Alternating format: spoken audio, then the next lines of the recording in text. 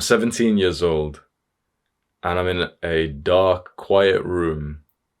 I'm grunting, I'm sweating, and I'm straining repetitively. I'm in our home gym in the garage working out.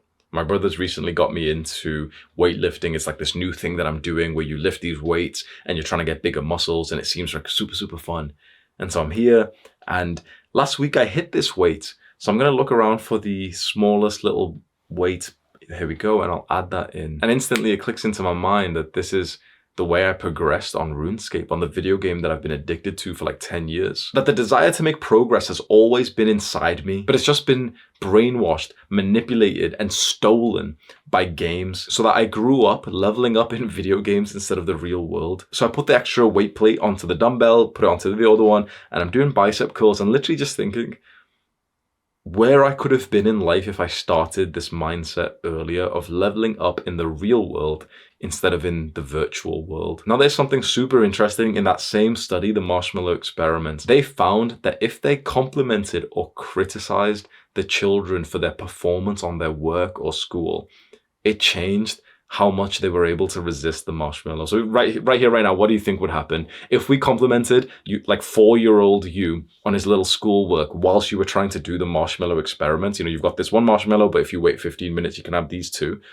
If we made you feel good and we complimented you, you'd be much more likely to delay gratification. But the little kids who were criticized and given negative feedback for their schoolwork, they were far more likely to be unable to resist and just eat the one marshmallow right now. And that really made me think of the concept, and you can probably relate to this, of like the somewhat lonely and shy video gamer in high school whose teachers keep giving him like bad grades, and every now and then they shout at him and he doesn't feel like good in school. He keeps getting this negative feedback.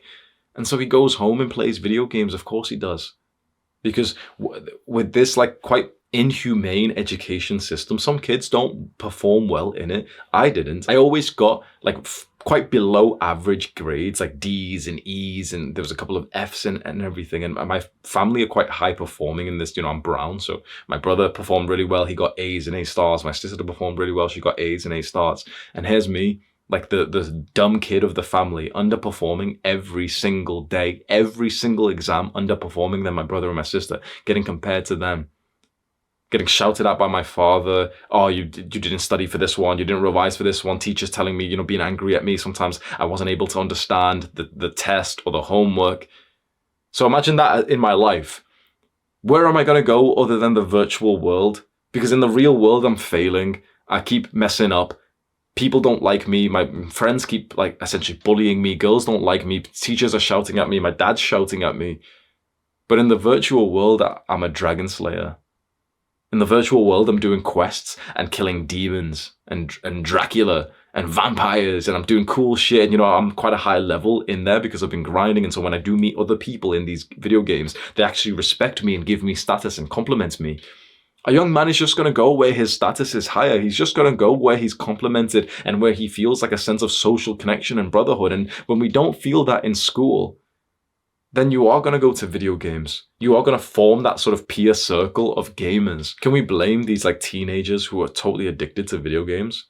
You know, I think we have like quite a negative perception of games, don't we? When we look back, we get angry at how much we played them. And that makes me quite offensive to gamers, the way that I talk about them. But I don't even mean to, honestly. Like when I get angry at like video gamers, it's more that I'm just talking about my younger self. But then when I take a moment to reflect and take like a deep breath, I realize it's like, should we be angry at our younger selves who wasted so much time in the virtual world when that was genuinely where he was accepted most? Was it the problem of our younger selves, or was it a problem of like probably the education system and maybe our parents? And it's not good to place responsibility onto them, but when you're a child and you're 10 years old, it's like, you know, we're not going to put that much responsibility on a literal child right now.